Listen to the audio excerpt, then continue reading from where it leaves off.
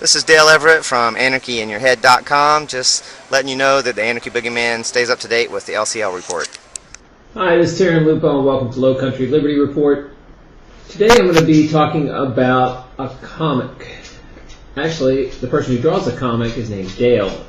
It's one of the premier political cartoons out there that you've probably never heard of. It's called Anarchy in Your Head, and you can find it at AnarchyInYourHead.com. He's got everything archived there. You can go back and waste hours just reading stuff. But it's kind of more than your average cartoon. What it is it's a lot more cerebral than most. And it's pretty laser focused on liberty issues. But there's also a blog that kind of explains the cartoon and then comments under it where people debate the issue that the cartoon addresses.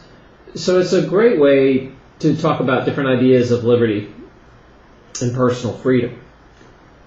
I actually like the comic a lot. Look, I got a shirt. I'm such a fanboy. See? Aren't I a goofy fanboy? Alright.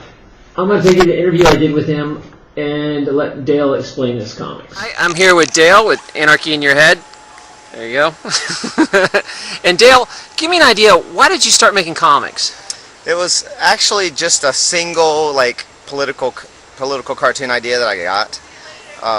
And it was when Ron Paul was being trying to be ignored by most of the media, while the rest of it was really before he'd caught on that strong. I was sort of among the early people who were really interested. I did a specific comic about him that showed, so I drew Romney, McCain, and Giuliani as rhinoceroses, and Ron Paul has a huge elephant off to the side, and the caption said, when will they, when they were doing see no evil, hear no evil, speak no evil, the three rhinoceroses, and Ron Paul to the side as an elephant, and the caption said, how much longer can they ignore the elephant in the room? So, and then from there on, people liked it and wanted me to do more. At the time, it took me all day to draw that cartoon, and I've gotten faster since then. But yeah. And let me ask you, how many cartoons do you think you've put out now?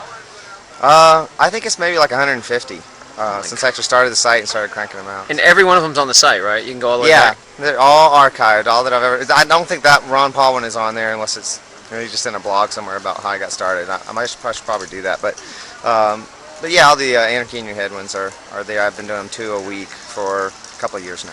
Now, for someone that's never even heard of that or doesn't understand Anarchy, explain your title. Well, it is based. The idea is anarchy. It means no leaders. It means that each one of us is an individual sovereign, and our rights shouldn't be violated. You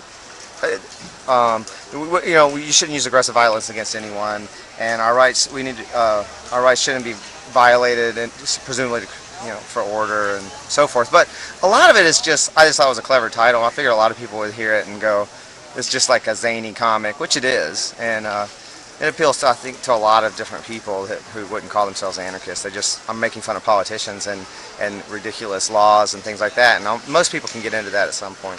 And I do appreciate it because I use your comics a lot in my reports, so thank you for letting me mooch. I'm glad to. Any publicity is good publicity at this point. So. Well, I love them. Now I'm doing a series where I'm trying to find out, because you said you had originally from Atlanta, I think, right? Or you lived in Atlanta, and you finally got to the point where you said, okay, I'm going to move to the Free State Project. What happened? When did you get to your breaking point where you said, okay, it's time? It wasn't really a breaking point. I think a lot of people are frustrated and everything, and I was to some extent too, and that's why they get interested in the Free State Project, because it's something new and different that hasn't been tried before. And so that's why that might be what draws people in.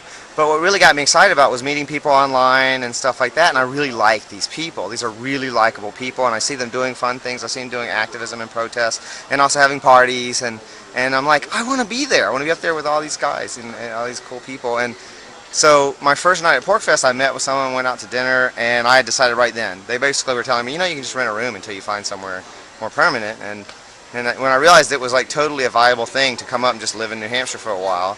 So it's easier than you thought. Oh yeah, for me, I was on sabbatical at the time, so it was a good time. I could live anywhere I wanted, and I took advantage of that. Got it. Any regrets for moving here? Not at all, no. I just constantly get reinforced that I made the right decision. All right. Thank you so much. Sure. Well, go check out his comic at AnarchyInYourHead.com, and heck, even buy a t-shirt. Help him out. As always, it's Terran Lupo. Good hunting. This episode of LCL Report brought to you by StashYourSwag.com. This amazing ebook will give you over 100 ideas and secret hiding places all around